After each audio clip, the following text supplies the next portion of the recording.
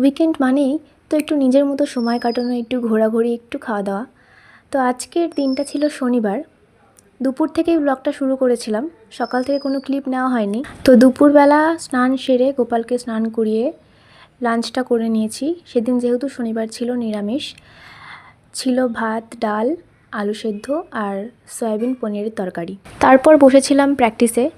আর practice করতে করতে কিছুক্ষণ পর দেখছি আকাশ একদম অন্ধকার করে এসেছে হঠাৎ করে, আর ঝমঝমিয়ে বৃষ্টি। দেখো আকাশটা পুরো কালো করে এসেছে।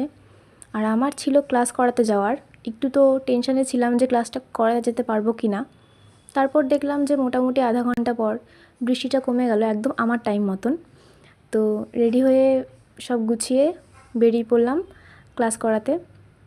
আর বৃষ্টি হওয়ার জন্য বিকালটা খুব সুন্দর দেখতে লাগছিল। সুন্দর বিকাল দেখতে দেখতে পৌঁছে গেলাম রায়ের কাছে। আর ও যখনই ক্লাস করবে ওর ভাই পুরোটা দেখবে দিদি ঠিক করে বাজাচ্ছে কিনা, ঠিক করে লিখছে কিনা। তো খুব মজা করে ক্লাসটা আমি করাই। তারপর বাড়ি এসে যেহেতু উইকেন্ড শনিবার, তাই একটু বেরিয়েছিলাম আবার রেডি শেডি হয়ে। বাইরের খাবার আমি একদমই খাই না, তো সেদিন একটু ফুচকা খেতে ইচ্ছা করছিল বহুদিন পর, তাই বেরিয়েছিলাম একটু ফুচকা খাবো বলে। আর আসার পথে টুসির মাঠে গিয়েছিলাম একটু হাওয়া খেতে, হাঁটাহাঁটি করতে, আর মাকে প্রণামও করে নিলাম।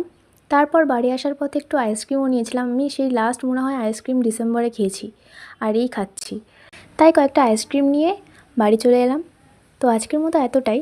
দেখা হচ্ছে তোমাদের সাথে অন্য কোনো মিনি ব্লগে বা কোনো আর্ট ভিডিওতে। ততক্ষণের জন্য টাটা। আর হ্যাঁ, চ্যানেলটাকে সাবস্ক্রাইব করে নিও।